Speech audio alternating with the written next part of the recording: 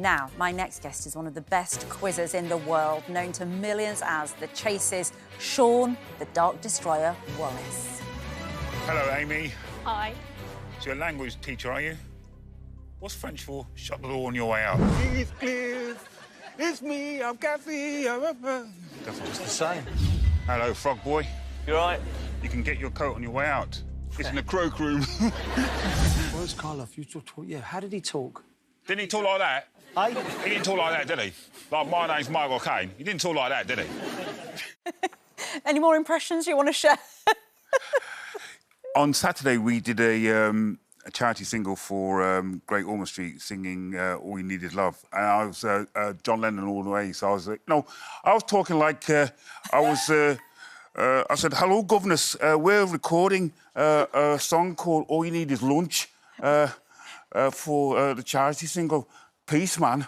So this is as well as being a barrister and now potentially one of the most feared chasers, you're now telling us you go around doing weird accents wherever you go. According to Bradley, I'm the worst impressionist since him. And he's a good mate of yours, and he can say that to you, he can say that to you. It's all about the bands. Yeah. And of course, you know, this is Black History Month. Yes. And that's one of the great passions that you have really put yourself right in the forefront of saying, I'm going to take this on and I'm going to become an ambassador for it and I want to talk about it. Absolutely. It's always a bit odd to think it's just 1 month, isn't it? Because it's your life. It's if you live in this skin, it's every day. Exactly. And as I say, this year is all about reclaiming the narrative, you know, correcting the historical inaccuracies. But there's two sides of the same coin because it's also important to continue the narrative.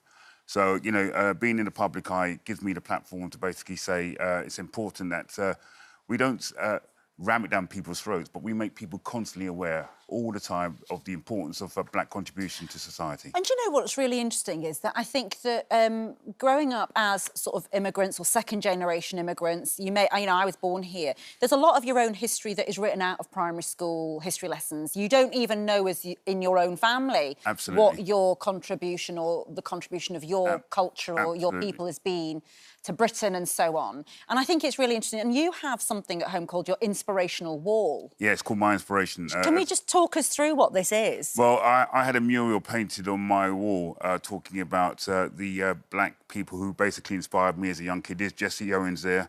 There's my mum and dad, my two greatest inspirations. There's Peter Norman alongside Tommy Smith doing the Black Power salute. There's Equiano. There's a great Pele. So that's a mural on my wall. It's beautiful. Yes. You know, for me as a young Black kid growing up, I was proud to be Black, but we were living in a society whereby racism was overt, it was right, it was, you know, the norms as far as white society was concerned. But if you saw Black people like Pele and Muhammad Ali and Nelson Mandela making a significant contribution on the world stage, and as a young kid, I thought, if I had a fraction of what they've achieved in life, then my life's going to mean something. Oh, well, you've achieved so much. Well, but, I mean, look, you know, you're a barrister.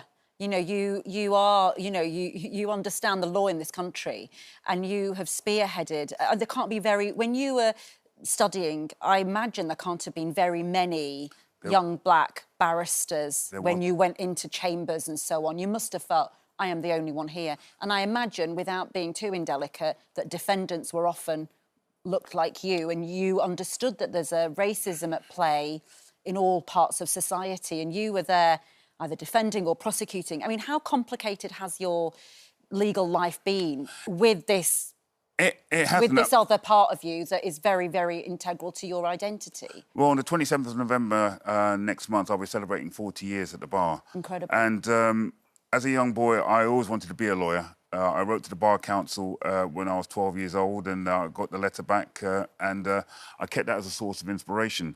And when I was told by my careers teacher, you, a lawyer, at best you're going to end up working in a factory, but somebody like you is going to end up in prison, she was right about me ending up in prison, and she forgot to say that after having seen my client, I can go home again. So to be told that as a 15-year-old is demoralising. Absolutely appalling. But so far as I was concerned, the only way I could stay in control of my own destiny was to make sure I had an educated mind.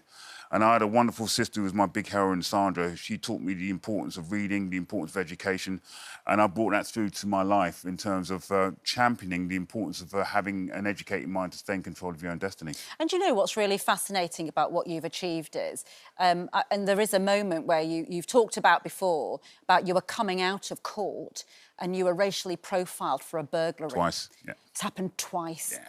And can you just... And we haven't got much time, but I just want to talk about We that haven't, but, you know, walking out of court, and I was with my instructing solicitor who was white, and I was told, I was approached by these police officers, and they asked me where I was coming from. I said, the Crown Court. They thought I was a defendant wearing a suit. And when I opened my bag and showed the wig and gown, they were astonished. They didn't apologise, but it didn't bother me because of the fact that I knew that who I am, and I'm comfortable with what I've achieved, And I think what's amazing, actually, and why you are quite special, really, is because that is something that most of us might never have known and those things. But because of entertainment, because of quizzing, this sort of, you know, it's minds pitted against each other, The Chase has completely changed your life. And in many ways, in this month of, you know, Black History Awareness Month, it's given you another space in which to show off the best of everything. Well, for me, actually, I'm celebrating 20 years as a mastermind champion this year and 15 years as a chaser. So what it demonstrated to me and what it helped to promote is that black people have the same intellectual intellect as our white counterparts. And that was never assumed. In many places, yeah, for some people, might not be assumed. Yeah, Isn't they thought we were awful? good musicians or sportsmen, but, you know, it just goes to show that black people do have the same intellect, and that's why we are reclaiming the narrative for 2024. If I was to mention a guy called Ben Carson, who was a man who was the first surgeon to actually carry out craniopagus surgery on conjoined twins at the brain, or people like Daniel Williams, who created the first operation on the pericardium. And this is what this month's about. That's what it's bringing all up about. names that should be remembered and known for their brilliance. Absolutely. Yeah, brilliant. Well, you are a fantastic ambassador, and we are lucky to have you. Thank you. Super stuff. Now, The Chase, of course, is on every day at 5 p.m. on ITV1. And can I just say, you're lovely. Anne Hegarty frightens me, and I faced her on The Chase.